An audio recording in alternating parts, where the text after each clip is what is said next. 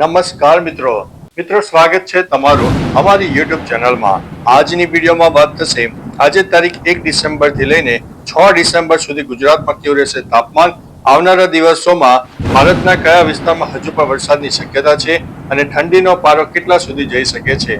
મિત્રો આજે તારીખ થઈ ગઈ છે 1 ડિસેમ્બર। આજે ગુજરાતના અનેક વિસ્તારમાં મોડી રાત્રે 17 થી લઈને 21 ડિગ્રીની આસપાસ ન્યૂનતમ તાપમાન નોંધાયું છે, જ્યારે મહત્તમ તાપમાન 21 થી લઈને 28 ડિગ્રીની વચ્ચે રહી શકે છે।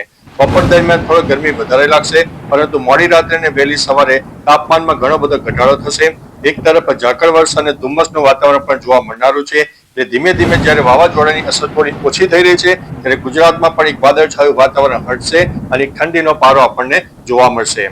મહત્વનું છે કે અત્યારે જ્યારે ઉત્તર ભારતના ઉત્તરી પટ્ટામાં જ્યારે WD સક્રિય થઈ જતા હોય છે, ત્યારે રાજસ્થાન અને ગુજરાત સુધી તેની શીતલહેર જોવા મળતી હોય છે અને આવનારા 2 થી 3 દિવસમાં ગુજરાતમાં ઠંડીમાં નોંધપાત્ર વધારો થઈ શકે છે।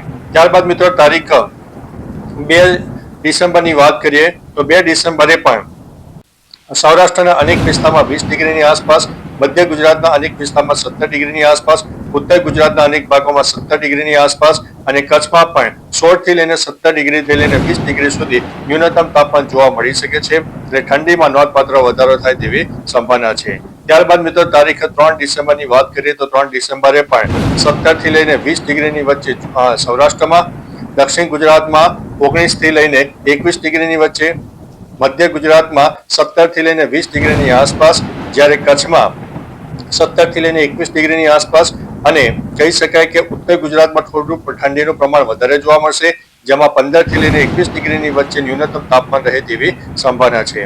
ત્યારબાદ મિત્રો તારીખ 4 ડિસેમ્બરની પણ વાત કરી દઈએ તો 4 ડિસેમ્બરે પણ કહી શકાય કે જે 3 ડિસેમ્બરનું વાતાવરણ હતું તેવું ને તેવું વાતાવરણ 4 ડિસેમ્બરે જોવા મળે, જેમાં 17 થી લઈને 21 ડિગ્રી સૌરાષ્ટ્ર ઉપરાંત ઉત્તર ગુજરાત, મધ્ય ગુજરાત અને દક્ષિણ ગુજરાતમાં 15 થી લઈને 21 ડિગ્રીની વચ્ચે ન્યૂનતમ તાપમાન જોવા મળે।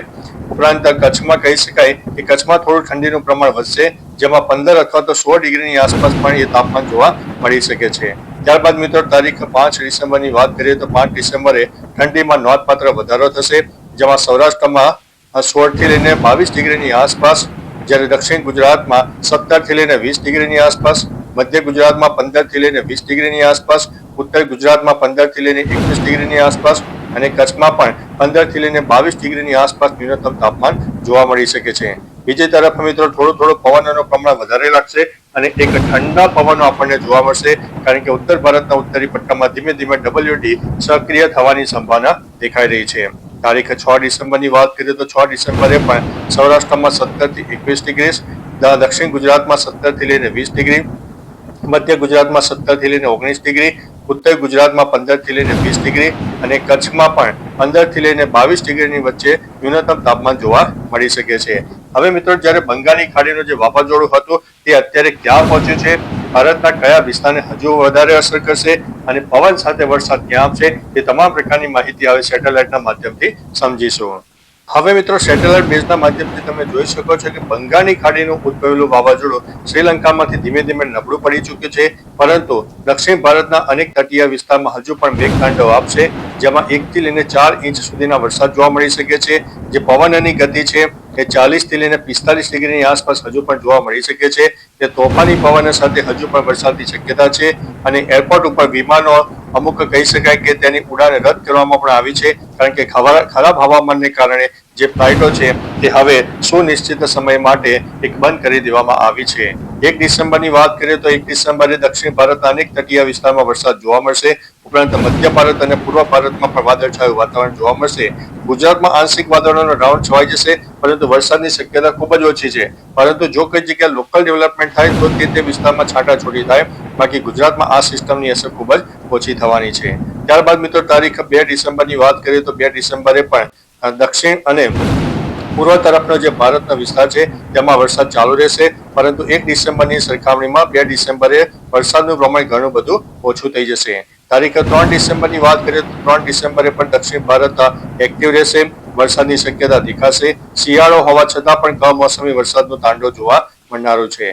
ત્યારબાદ મિત્રો તારીખ 4 ડિસેમ્બરની વાત કરીએ તો 4 ડિસેમ્બરે પણ દક્ષિણ ભારતના અનેક વિસ્તારમાં વરસાદ રહેશે, પરંતુ જે 1, 2 અને 3 ડિસેમ્બર સુધી વરસાદ હતો તેની તીવ્રતામાં 50 થી લઈને 60% ઘટાડો થઈ જશે અને જે જગ્યાએ 4 ઇંચ જેટલા વરસાદ થતા હતા તેની જગ્યાએ 1 ઇંચની આસપાસ વરસાદ થાય. એટલે ધીમે ધીમે 4 ડિસેમ્બરથી આ જે સિસ્ટમ છે ઘણી બધી નબળી પડી જશે.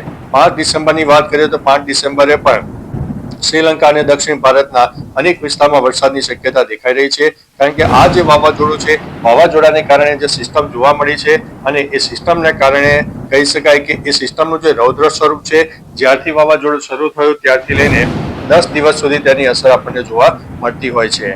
ત્યારબાદ મિત્રો તારીખ 6 ડિસેમ્બરની વાત કરીએ તો 6 ડિસેમ્બરે પણ શ્રીલંકાના અનેક ભાગોમાં વરસાદી માહોલ રહેશે, દક્ષિણ ભારતમાં પણ વરસાદી માહોલ રહેશે. બીજી તરફ પાકિસ્તાન તરફના કહી શકાય કે વાદળછાયું વાતાવરણની અસર કચ્છ ઉપરાંત ઉત્તર ગુજરાતના પણ અનેક ભાગોને જોવા મળે અને ગુજરાતમાં પણ એક વાદળછાયું વાતાવરણ જોવા મળી શકે છે. મિત્રો ગુજરાતમાં વરસાદ નહીં થાય એમ નથી કહેતા, કારણ કે જ્યારે લો ક્લાઉડ ફોર્મેશન સર્જાતું હોય છે, ભેજવાળા પવનો આવતા હોય છે અને લોકલ ડેવલપમેન્ટ સર્જાય તો જે તે વિસ્તારમાં વરસાદ થઈ જતો હોય છે, પરંતુ મિત્રો તેની શક્યતા આપણે 5% ગણીને ચાલવી. બાકી ગુજરાતમાં સાર્વત્રિક વરસાદનો માહોલ આપણને બિલકુલ દેખાતો નથી. હવે ધીમે ધીમે તારીખ 6 અને 7 અને 8 ડિસેમ્બરથી એક ઠંડીનો માહોલ અને ગુલાબી ઠંડીનો અહેસાસ થશે.